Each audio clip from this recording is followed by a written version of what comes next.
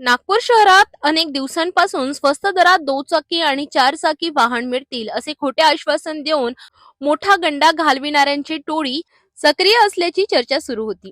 20 November दुपारी 4 वाजताच्या सुमारास या प्रकरणातील प्रमुख आरोपीला अटक करण्यात आली, अशी माहिती पोलीस उपायुक्त राहुल मदने यांनी माध्यमांना दिली। या आरोपीने लोकांचा विश्वास संपादन करून डिस्काउंट मध्ये वाहन मिळतील असे सांगून प्रत्येकाकडून लाखो रुपये उकडले।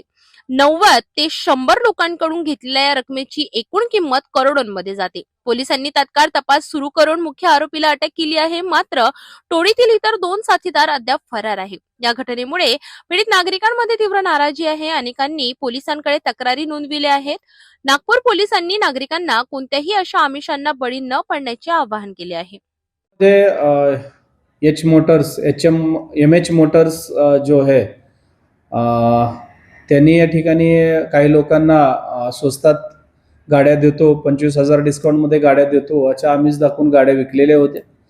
काही लोकांकडून 50% 70% डाऊन पेमेंट केल्यानंतर संबंधित लोकांना ज्यावेळेस फायनान्सवाल्याच्या नोटीस आल्या रिकव्हरीच्या EMIच्या, त्यावेळेस त्यांना समजण्यात आलं की पूर्ण 100% फायनान्सवर या गाड्या आपल्याला देण्यात आलेल्या आहे, आपली या ठिकाणी फसवणूक झालेली आहे। असे जवळपास 90 ते 100 लोक या ठिकाणी आहेत। आपण त्याच्यामध्ये संबंधितांवर 3 गुन्हे दाखल केलेले आहेत। अजूनही पुढे गुन्हे दाखल होण्याची शक्यता आहे। ज्याप्रमाणे कंप्लेंट येतं त्याप्रमाणे आम्ही गुन्हे दाखल करतोय। त्याच्यामध्ये एक आरोपीला आतापर्यंत अटक केलेली आहे, बाकी आरोपी सध्या फरार आहेत।